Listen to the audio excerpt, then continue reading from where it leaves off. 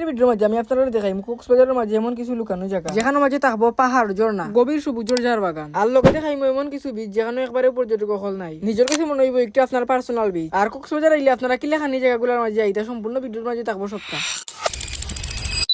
Hello guys, আসসালামু আলাইকুম। কি অবস্থা আপনারা? আশা করি সব ভালো। আজকে ভিডিওটা অত্যন্ত ইন্টারেস্টিং একটা ভিডিও। আজকে ভিডিওর মাঝে আমরা দেখব কক্সবাজারের এমন কিছু লুকানো জায়গা। লগে আমরা দেখব আপনারা দেখাইম আপনারা কি লাগান কক্সবাজার এই জায়গাগুলোর মাঝে। ঘুম থেকে উঠে সকালকে নাস্তা করিবার গেলাম হোটেলের ভাড়া। আমরা সারা দিন লাগি রিজার্ভ একটা জিপ ভাড়া, আর ও জিপ দিয়ে আজকে সারা দিন আমরা ঘুরব। ভিডিও লাস্টে কইম আমরা কোন জায়গা থেকে জিপটা ভাড়া করছি এবং কত টাকা দিয়ে জিপটা সারা দিন লাগি ভাড়া। আমরা যারা আসলাম সব আস্তে আস্তে জীব মাঝে উঠে গেলাম। জীব উঠে আর না দিলাম মেরিন ড্রাইভার হতে। যাওয়ার সময় চকুর মাঝে ফেলো ডলফিন মোড়। তবে দেখতাম ফেলা আমি জায়গার মাঝে লেখা আছে কোলাতলি মোড়। ডলফিন মোড় ফেলাই আমরা হামাই গেলাম মেরিন ড্রাইভার রোডের। কক্সবাজারের অন্যতম সৌন্দর্য ছিল মেরিন ড্রাইভ রোড। এখন আছি আমরা মেরিন ড্রাইভ রোড, যে জায়গার এক পাশে পাহাড় আর অন্য পাশে নীল সমুদ্র। মেরিন ড্রাইভ রোডের সৌন্দর্য আরো বেশি বৃদ্ধি পাইব যখন এই রাস্তার কাজ পুরোটা শেষ হয়। বর্তমানে রাস্তার অনেক অংশে কাজ চলে। যখন সকালকে রোদ সমুদ্রের উপরে পড়ে তখন পানিটা আরো বেশি নীল হয়ে যায়। এখান থেকে আপনি খুব সহজে শহরের বীজ দূরের কোনো জায়গা প্রকৃতির সঙ্গে একবারে সংযোগ অনুভব করতে পারবা। ওলাখানো মেরিন ড্রাইভ রোড আমরা কক্সবাজারের প্রথম তারপর শুরু। কক্সবাজার বলতে আমরা শুধু সমুদ্ররে বুঝি, তবে মেরিন ড্রাইভের রাস্তা একটার ব্যতিক্রম। মেরিন ড্রাইভ আইলে দেখা যায় সমুদ্র পাহাড় সপ্তাহ এক লগে। মেরিন ড্রাইভের রাস্তা উপভোগ করিয়া করি আমরা এখন জিরামি নানি বিচর হতে। তবে খালি যে নানি বিচ গুরমুইলে খানো না, লগে আমরা আরো সুন্দর সুন্দর জায়গার মাঝে যাইমু আপনার মাঝে তুলিয়া যাওয়ার সময় ভাইলাম অসংখ্য নাইকল গাছ, যেগুলো আমার কাছে আরো বেশি সুন্দর লাগে। এখন আইছি আমরা এই নানি বিচ। সবাই এই জায়গার মাঝে আস্তে আস্তে জিপটা কিনা আমরা যাইমু প্রথমে এই নানি বিচ দেখা।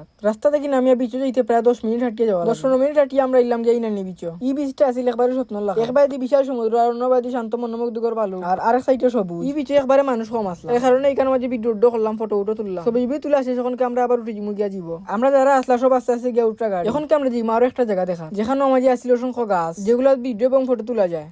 এই জায়গার মাঝে অনেকগুলো ছোট ছোট ছেলে থাকে, তারা যদি এই জায়গাতে একটা ভিডিও করাই। ভিডিওটা আমার কাছে অনেক সুন্দরও লাগছে। আর এই গাছগুলোর মাঝে বান্ধা আছে এরকম দুলনা, যেগুলো তো অনেক সময় বইয়া রিল্যাক্স করা যায়। এই দুলনার মাঝে প্রায় আধা ঘন্টা আসলাম। আধা ঘন্টায় 2টা দুলনায় আমরা দিছিলাম 50 টাকা। আমি এই জায়গাটার নাম ভুলে গেছি, তবে এই জায়গাটা আসলে অনেক বেশি সুন্দর। রাস্তার খান্দাতে ছিল অনেক বেশি গাছ। এখন কাছে আমরা কক্সবাজারের অন্যতম মেরিন ড্রাইভ একটা সুন্দর সেতু, তবে একটা অস্থায়ী একটা সেতু। এর পাশে আরো একটা সেতু নির্মাণের, যার কারণে এই সেতুটা এখানে মাঝে রাখা হয়েছে। অত সময় আমি আসলাম পিছে, এখন কাছি সামনে। আমরা পরবর্তী গন্তব্য ঝাড় বাগান। জিপ থেকে আমি এখন আমরা হাঁটা শুরু করলাম ঝাড় বাগান। ঝাড় বাগান যাওয়ার সময় এরকম একটা ছোট সেতু বাই দিয়ে যাওয়া। অস্থায়ী সেতু হইলো, এই সেতুটা আসলে অনেক বেশি সুন্দর, যেটা আসলে কাঠ দিয়া। এখন কে আছি আমরা ঝাড় বাগানো। এই জায়গায় সবুজের সমার সত্যি মনোমুগ্ধকর। আমরা চারিপাশে লম্বা লতা আর ঘন সবুজ গাছ, যেটা চোখের সামনে জীবন্ত একটা ক্যানভাস তৈরি করছে। তবে এই ঝাড় বাগানের ভিতরে প্রবেশ করা নিষেধ। ঝাড় বাগান দিয়ে আটতে আটতে মনে হইব যেন প্রকৃতি আপনাদের স্বাগত। ঝাড় বাগান আসলে আমরা কক্সবাজার যাত্রার অন্যান্য একটা মুহূর্ত। কক্সবাজার আইলে আপনারা অবশ্যই ঝাড় বাগান হয়। ঝাড় বাগান ঘুরা শেষ এখন কে আছি আমরা কাকরাবি। এই বিচে আইলে দেখা যায় দূরের হিমছড়ি সাদা লাইন আর নীল সমুদ্রের মিলন, যেটা চোখে ছুঁয়া যায়। সমুদ্রটাও সৈকতের লগে মিলিয়ে এখন অন্যান্য সুর তৈরি করছে। কক্সবাজার সমুদ্র সৈকতের অন্যান্য বিচের তুলনায় এই বিচে তখন সব সময় মানুষ একবারে সেরা বিচটা দেখলে মনে হইবে একটা নিজস্ব কোনো বিচ। খান্দার পাহাড় আর দূরের সমুদ্র,